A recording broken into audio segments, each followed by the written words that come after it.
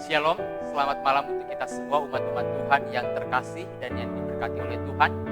Pada saat yang indah ini kembali lagi kita boleh mendapat kesempatan yang begitu indah untuk lebih dekat kepada Tuhan, belajar pekabaran firman Tuhan melalui pelajaran sekolah Sabat yang kelima pada saat ini.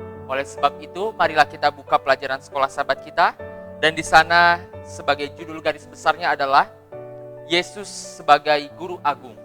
Dan kita akan belajar pada pelajaran hari yang Minggu, yaitu menyatakan Bapa. Namun sebelum daripada kita belajar lebih lanjut tentang pelajaran firman Tuhan ini, marilah kita memohon kuasa pertolongan Roh Kudus untuk menyanggupkan kita dalam mempelajari firman-Nya. Kita berdoa. Maha besar Tuhan Allah Bapa kami yang bertahta di dalam kerajaan surga yang mulia, kami mengucap syukur berterima kasih atas rahmat kasihan Tuhan yang boleh kami rasakan di dalam kehidupan kami, hingga pada malam hari ini kami umat-umat Tuhan boleh mendapat kesempatan untuk belajar firman Tuhan melalui pelajaran sekolah Sabat. Bantu kami ya Tuhan untuk boleh mengerti, memahami, dan mengenal betapa baiknya Tuhan di dalam kehidupan kami. Terpujilah nama-Mu ya Tuhan, ampuni kami orang yang berdosa ini. Di dalam nama Tuhan Yesus kami berdoa. Amin.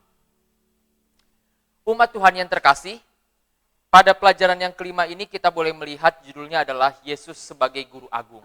Sementara pelajaran yang lalu kita boleh melihat bagaimana tentang pendidikan, bagaimana tentang adanya sebuah persepsi dan pandangan.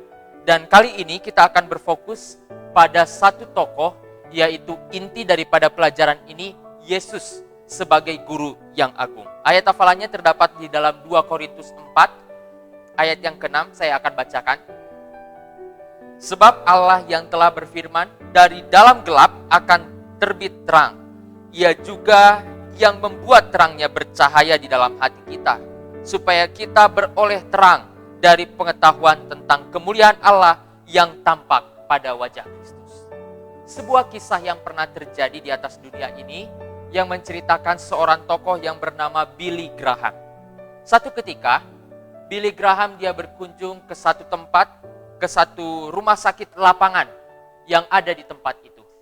Dia datang berkunjung untuk melihat para jenderal ataupun para tentara yang pada saat itu sudah selesai melaksanakan peperangan, dan di sana terdapat banyak orang yang mendapatkan luka parah yang dirawat di rumah sakit itu.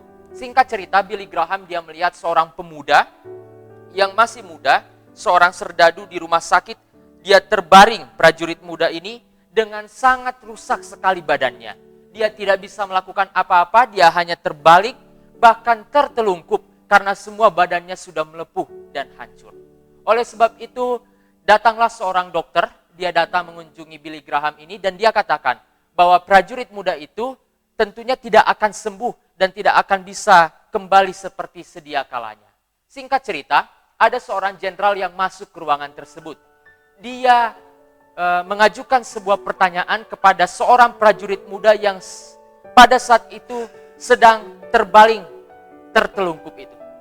Dia katakan demikian, "Tuan, saya telah berjuang untukmu, tetapi saya belum pernah melihat wajahmu. Bolehkah saya melihat wajahmu?" Akhirnya sang tuan atau sang prajurit muda yang tertelungkup itu dia katakan, "Silakan."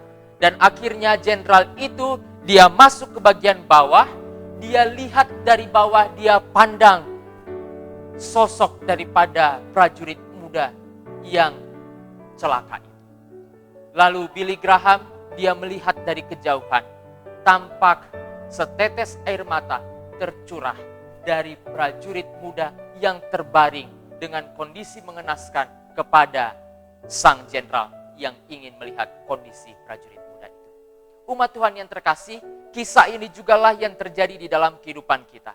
Karena dosa, manusia jatuh di dalam keadaan yang sangat kelam. Oleh sebab itu kita merindukan bagaimana kita boleh melihat wajah Yesus, wajah kemuliaan Allah. Dan itu semua tampak nyata ketika Yesus Kristus dia datang ke dunia ini untuk menebus saudara dan saya. Lalu pelajaran inilah yang menjadi inti poin bagaimana kita boleh melihat pelajaran-pelajaran selanjutnya tentang Yesus sebagai tokoh inti, sang guru di dalam kehidupan kita. Mari kita lihat pelajaran pada hari Minggu. Di sana dinyatakan tentang menyatakan Bapa. Bila kita melihat ulas kembali tentang perjanjian baru, maka kita akan melihat bahwa satu ide yang penting, Yesus datang ke dunia ini untuk mengantarai saya dan saudara. Yesus adalah wujud nyata daripada pribadi Allah Bapa.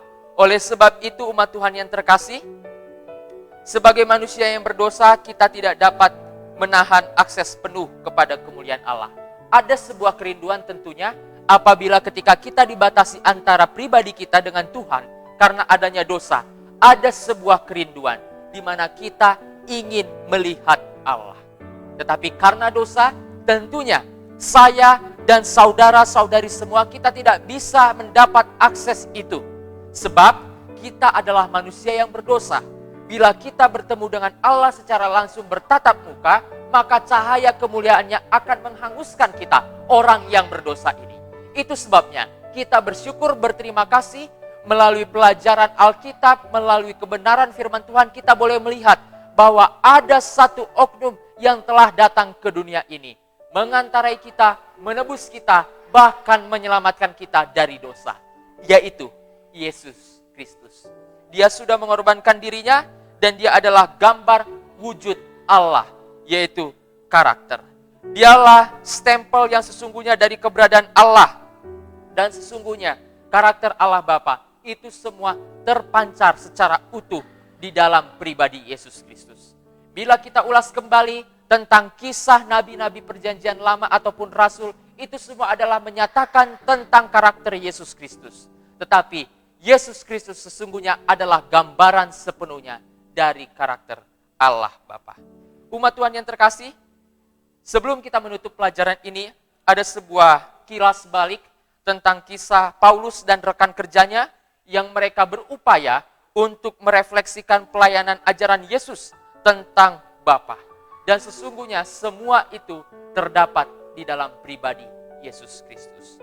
Oleh sebab itu, seperti halnya Tuhan, Dia telah memberikan kepada kita anaknya Yesus Kristus untuk menghilangkan pandangan yang keliru tentang Dia dan menunjukkan kepada kita kebenaran tentang Allah. Tentunya banyak sekali persepsi, banyak sekali pandangan yang menyatakan siapa Allah Bapa itu sendiri.